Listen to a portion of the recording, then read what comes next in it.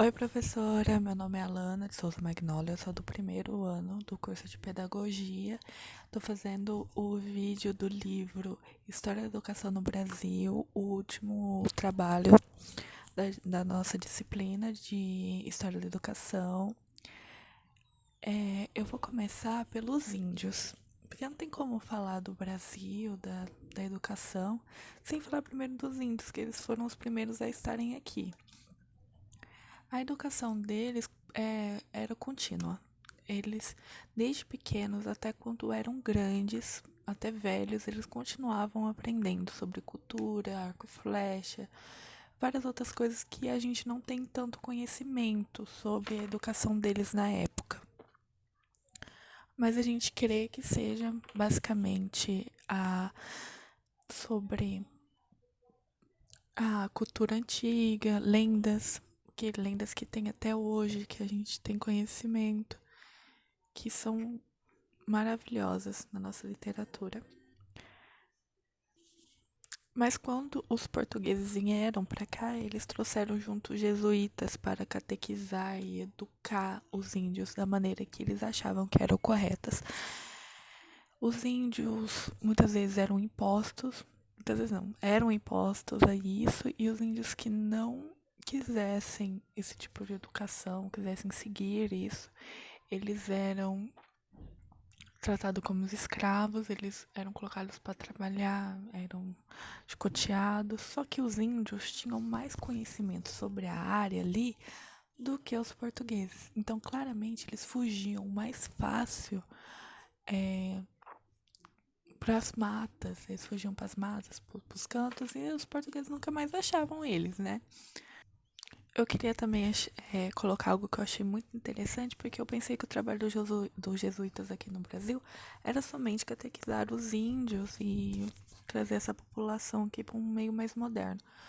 Mas não, eles também tinham a função de, de educar as crianças que eram abandonadas, que eram órfãs lá em Portugal, que às vezes eram trazidas para cá, e também tinham a obrigação de educar as crianças da nobreza, também as crianças que tinham mais money, também eram levados para os jesuítas para serem educados.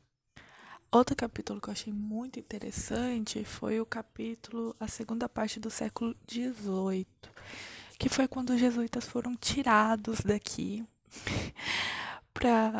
por conta que a educação deles era muito arcaica, né, no caso. E Portugal estava ficando embaixo no ranking de modernidade. Então o, o comandante ali resolveu tirar os jesuítas e começar a ser problema do Estado a educação. Aí, como virou problema do Estado, outras matérias foram colocadas além do religioso, que foi praticamente descartado.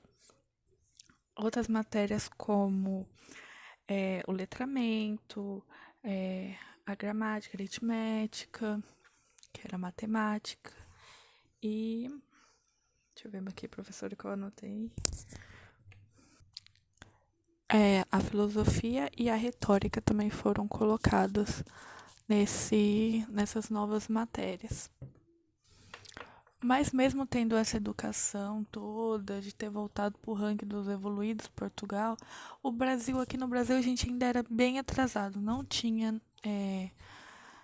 nenhuma universidade, nenhum ensino superior aqui. Os que tinham mais dinheiro iam para Portugal para estudar lá, que aqui ainda não tínhamos. O próximo capítulo que eu vou falar é o método pedagógico de Lancaster, que foi o outro aqui que me deixou bem interessada. Eu gostei da estrutura física da escola, que eu achei muito legal. O negócio da iluminação ser correta, ser bastante iluminado, deixa a criança com menos sono, né, de manhã. E a ventilação ser correta também. E o modo, tipo, que como o professor ficava mais alto, tendo a possibilidade de mais crianças, tipo, 300 crianças assistir a mesma aula do professor e ter basicamente a mesma educação.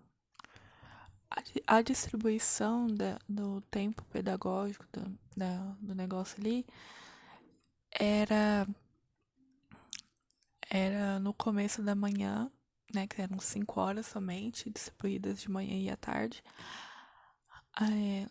De manhã era ensino religioso, eram orações, estudo da Bíblia, essas coisas.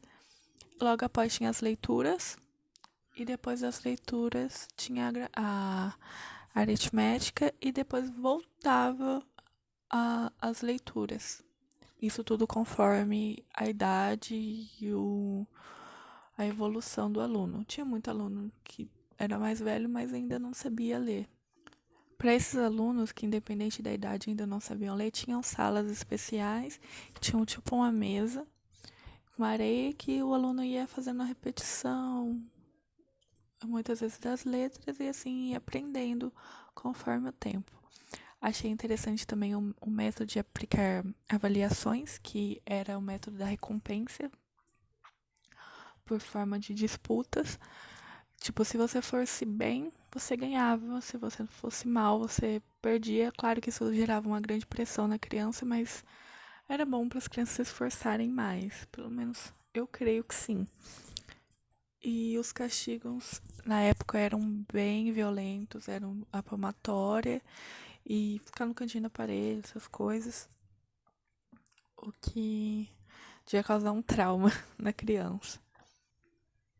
Então, professora, foi isso. Desculpa se não deu para entender alguma coisa. Dei uma boa resumida aqui no que eu queria falar, porque eu não queria deixar o vídeo muito longo, ok? Obrigada por tudo e bom vídeo.